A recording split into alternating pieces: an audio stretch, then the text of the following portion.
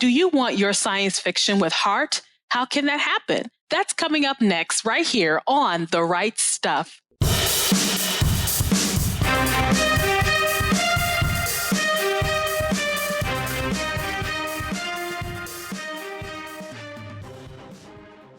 Hi, and welcome to The Right Stuff. I'm the Queen, Parker J. Thank you so much for joining me. Today, we're going to be talking to my returning guest co-host and contributor, Cathy McCrumb. Cathy is just a lovely woman who I've gotten to know very well over the past several years. I'm so excited to announce that she is the Christie Award finalist, debut, and speculative fiction nominee for Recorder.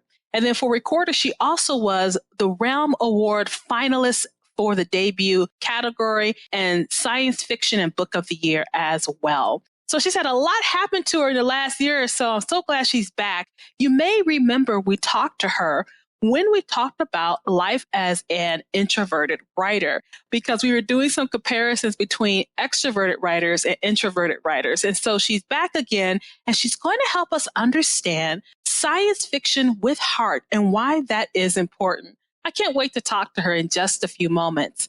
As always, I want to thank you for your support. We have been showcasing Christian authors worldwide for the past 9 years. And as God gives us grace, we'll continue to do so. To find out how you can help out, simply go to patreon.com/rightstuff and see what you can do. And as always, we covet your prayers. To stay up to date with PJC Media, simply go to pjcmedia.net, click on that pink follow button, and you'll never, ever have to miss a show. And so, without further ado, I'm going to bring my guest on today. Cathy, how you doing? I'm doing quite well. Thank you. It's good to talk to you again. It's so wonderful to have you. You know, I always enjoy when you come on board. But this particular topic I find rather interesting because it's from one of your reviews that you received from Publishers Weekly. Tell us about that. Well, Publishers Weekly said that fans of science fiction with science fiction with heart should snap this up. And that just kind of got me because one of the things I want to do is I want to write stories that do have heart, that do have a connection to form connections with people. Science fiction, generally speaking, tends to have a more sterile atmosphere. It's about the world building, the setting, the plot, and the people who all interact with it are characters in a more monumentous play. What makes Recorder and Aberration so different?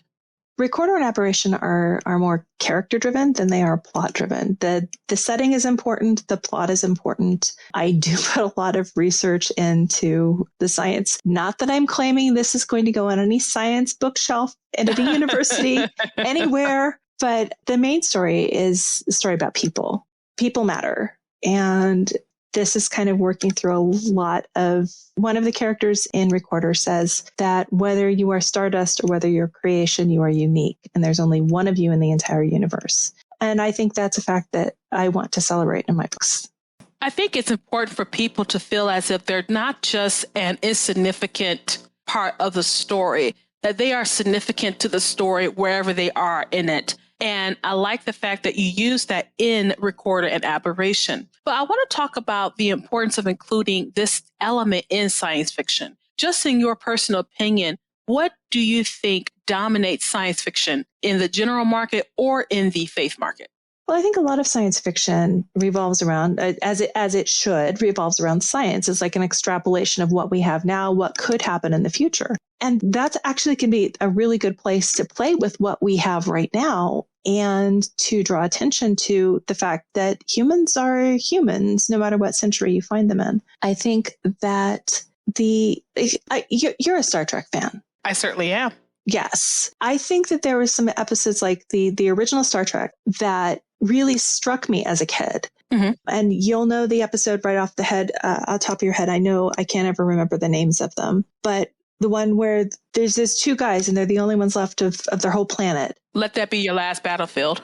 Yes. Mm-hmm. And the fact that they took that topic and the fact that vitriol they held for each other destroyed the brotherhood that they should have had, that their differences, they focused so much on their differences that they couldn't see their brotherhood, their unity. And that, I think, was a very important topic at the time. but it's universal because it's taken out of the now and it's put into another place where you can look at it from all angles and you can turn it upside down and around and sideways and backwards or inside out and look at why that happens. So science fiction and fantasy too, but science fiction, because it's an extrapolation of what we have right now, becomes a bigger place to look at the flaws and the strengths that we have individually as humans and as a human race. I think you bring up a good point with that particular episode, because you can extrapolate from that episode and just take it up another notch, as you were saying. With that episode of Star Trek, Let That Be Your Last Battlefield, for the crew of the Enterprise, they had never seen two-skinned creatures before. Like, wow, right. Look at that. Wow. And from the outside looking in, they're the same. Exactly. But they were so consumed with their own differences that they missed the whole unity. And at the end of that particular episode, if you haven't seen it now, I'm sorry, spoiler alert, they go back to the planet and the planet has been completely destroyed. And so they both beam down to the planet and you're left with the idea that they're going to just kill themselves on the planet because all they had left was their hate for each other. Right. And I remember one of my mentors saying that they watched that show back in the day and it got people talking, which is the whole point of having science fiction with that heart, to really go to the human aspect or the gentler things about life that we don't always focus on. Do we let our differences destroy us, or do we let our unity bring us together? Those are really important topics. I think nowadays science fiction tends to lead away from that because it wants to have more of a social message or a political message, as opposed to making people the center of that message. What do you think? I think that's a fair point. And I think as well, that's where a lot of science fiction loses my interest. Sorry, hashtag spoilers. Because instead of talking about like the human condition, we're now sermonizing about a social condition. Very few people like to be sermonized, just, on the whole. But I think if you take that conflict and you boil it down to what really matters, then you have a depth and a richness to the story that just saying, I can't even think of a ridiculous made up thing in my head that I could. I was thinking about the Netflix series. I didn't watch it. It was with the little boy with the antlers, and he was like a deer hybrid. And I started to watch it, but really nothing happened. But they try to work with the camaraderie of the three main characters. I think his name was Sweetheart. It may be Sweetheart, I think. I can't think of it, but I didn't see it. I think the name was Sweetheart, and it was about a boy who had antlers. These babies were born that had animal parts. They would be hunted down. And so here's this freak of nature in this dystopian society bringing people together because he looks different. So that was a good kind of sci-fi. It was more dystopian, but kind of sci-fi aspect. And you don't know why this boy has antlers. That was one thing that happened. Like, some kids had antlers, some kids had pig snouts, and they're supposed to be cute, but they really weren't to me. Like, oh, look at the cute little boy with the antlers. Didn't work for me, but whatevs. So it's based off a comic book, actually. But they try to add that human aspect to the story.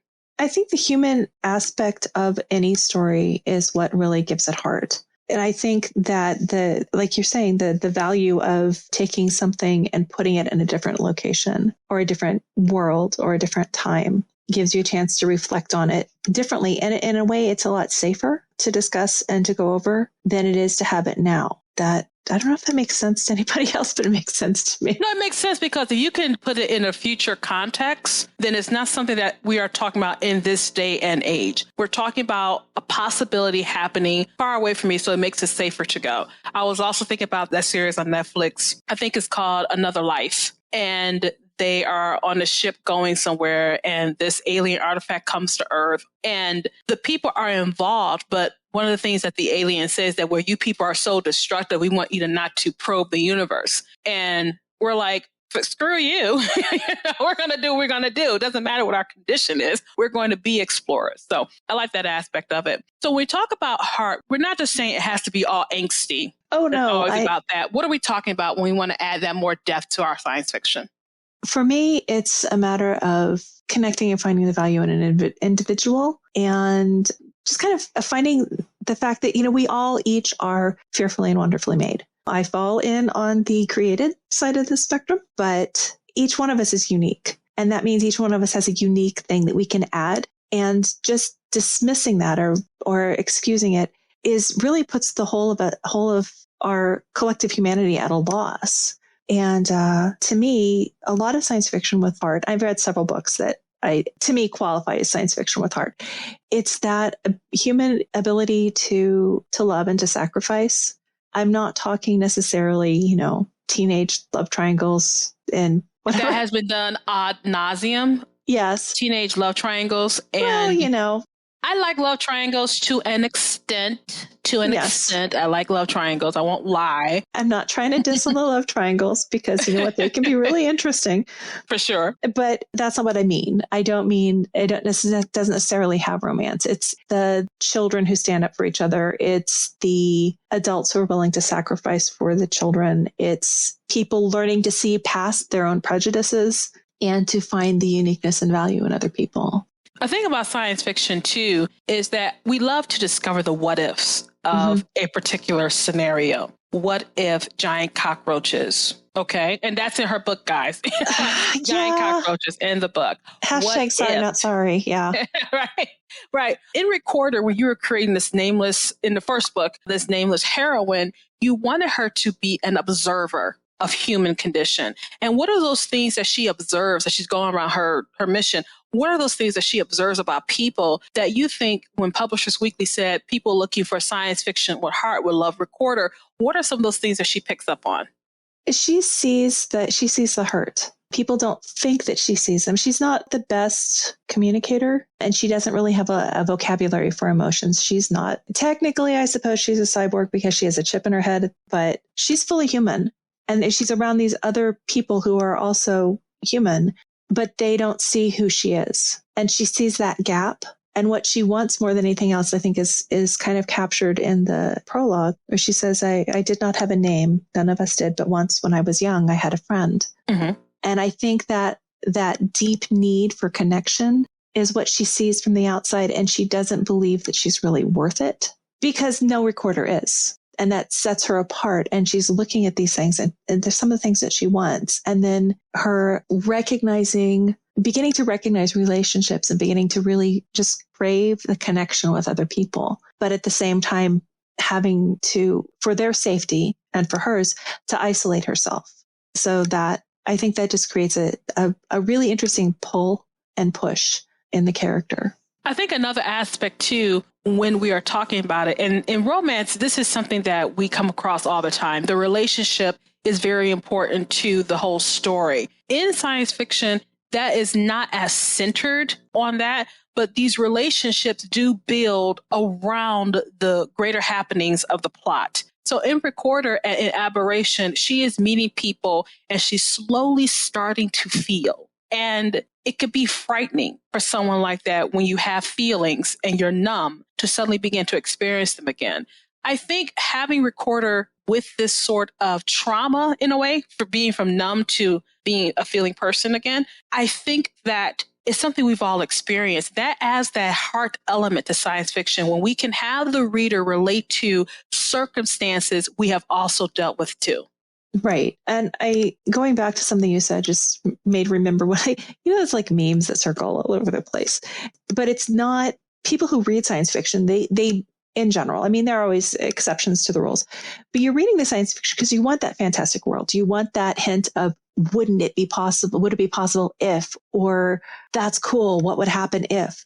But what really gets to you is like, his father loved him after all, that's what really gets to you. You might remember the cool spaceships and the battles and the giant aliens and the kaijus that come out of the ocean, whatever. But what really gets to you at the end is the relationship.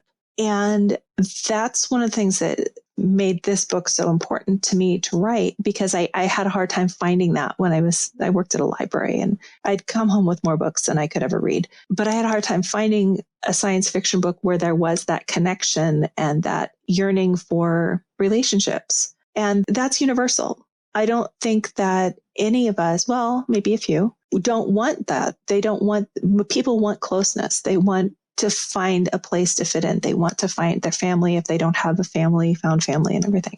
They want to find love. And that is, I think that sometimes in science fiction, there's a lot of science fiction that's driven by a social commentary rather than that heart cry. And there's a lot of science fiction that's driven by just simply, this is science and this is fiction. And what happens if, you're stranded on Jupiter? Not that you could be stranded on Jupiter, but you know what I'm saying.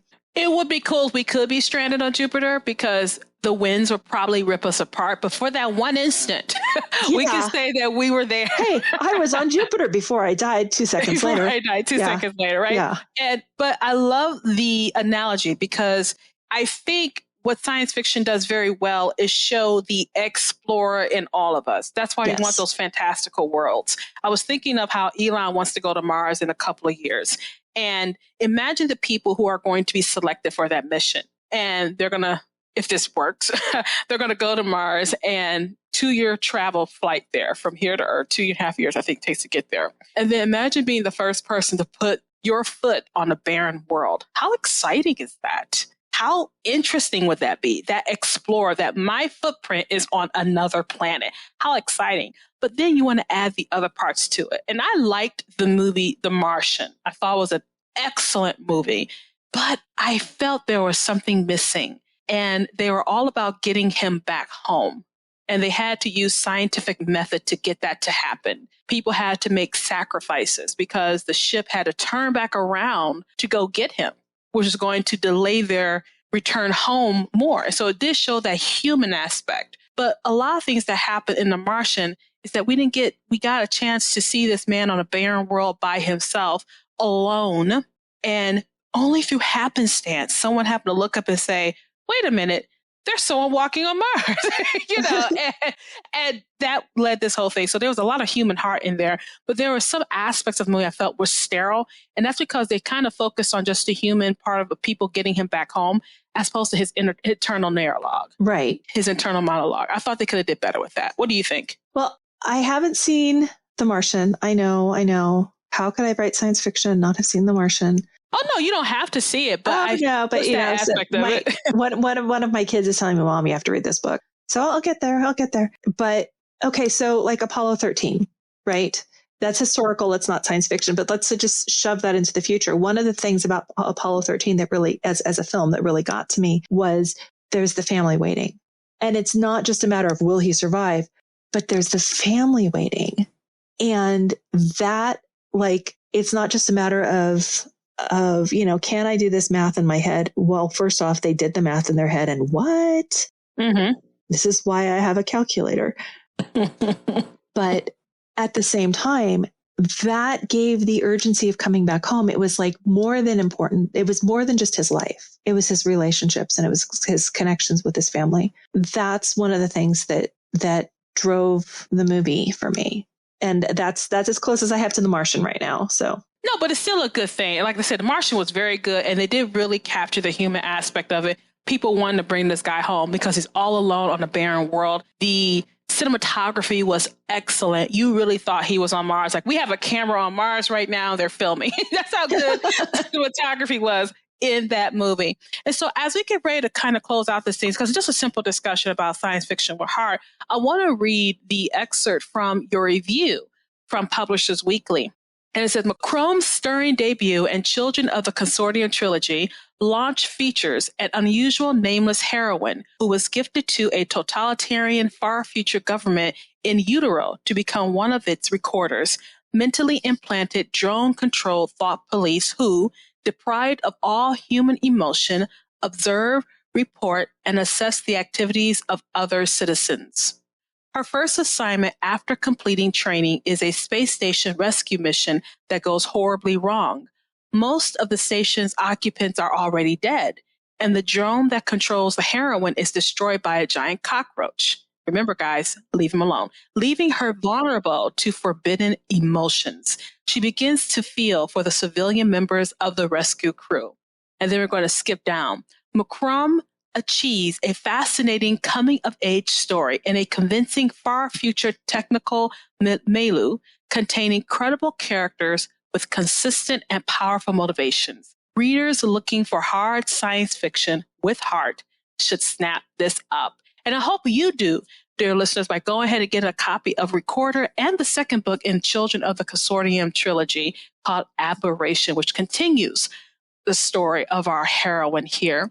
Now, when you heard that the first time you heard that, Cathy, what were you thinking? I think my brain went blank.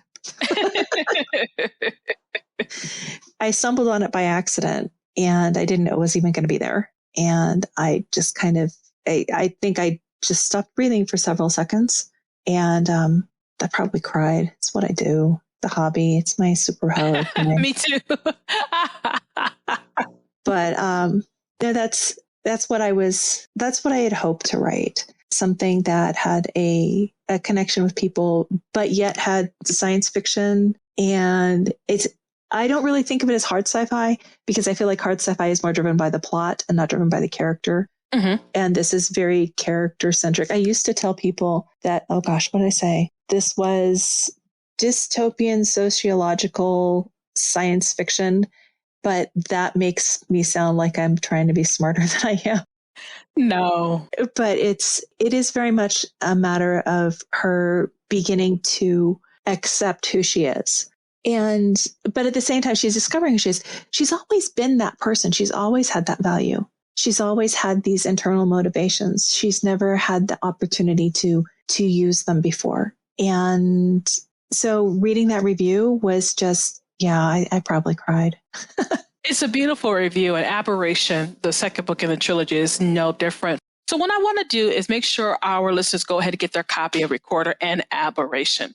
Now, Cathy, in the few moments we have left, the show is always about encouraging authors whom God has given the gift to write to pick up the pen and do so. So go ahead and encourage those aspiring authors out there today. Okay, first off, do it. Just write. If that wasn't helpful, I know. I didn't have a computer when I wrote Recorder. I wrote it all on my Kindle and I would email it to myself. Don't allow any limitations that you might have in what you're doing right now to squash those dreams. If you have a story inside of you, let it out. And not everybody writes the same way. If you write best to an outline, bless you, you just do that outline thing. I have no idea how you do it. It's magic. And if people tell you and you write by the seat of your pants or you discover the world as you go, don't let somebody tell you, oh, you need to write an outline. No, you'll have to go back and edit it. So just write. You are unique. You're the only person who can write this story. And somewhere out there, I truly believe there is somebody who needs the story that you have inside you. And the only way that you can serve them is to get it out. It's work. It's hard work, but it's worth it. And you can do it. I can't think of a better way to end our show today. And for those of you who want to know more about Cathy, simply go to her website, CathyMcCrumb.com. That's Cathy with a C, and then McCrumb, MCCRUMB.com. And you see it right at the header, Cathy McCrumb, Science Fiction with Heart. Cathy, thank you so much for being with us on the show today. Really enjoyed having you. Can't wait to have you back and have you back real soon. That would be fantastic. It's been great being here. Thank you. And we were talking today to Cathy McCrumb. She is the author of the Children of the Consortium trilogy. Books 1 and 2 are out. Book 3 coming up next year will be out too. Can't wait to get a taste of that. I know you're going to like her books because she does have a very wonderful way of writing. Even the reviewers at Publishers Weekly called it lyrical, beautiful, poetical, because she knows how to write, because she writes with heart. Is that something you want to do? Do you want to gentle a science fiction? Do you want to show mercy in the middle of a hard fantasy? Do you want to bring horror with a little bit of spirit to it? How do you write with heart? Well, we won't know if you don't write. So go ahead, pick up the pen and write stuff. Thank you so much for joining me for this edition of The Right Stuff. I'm the Queen, Parker J, and you have a wonderful, absolutely glorious, blessed day.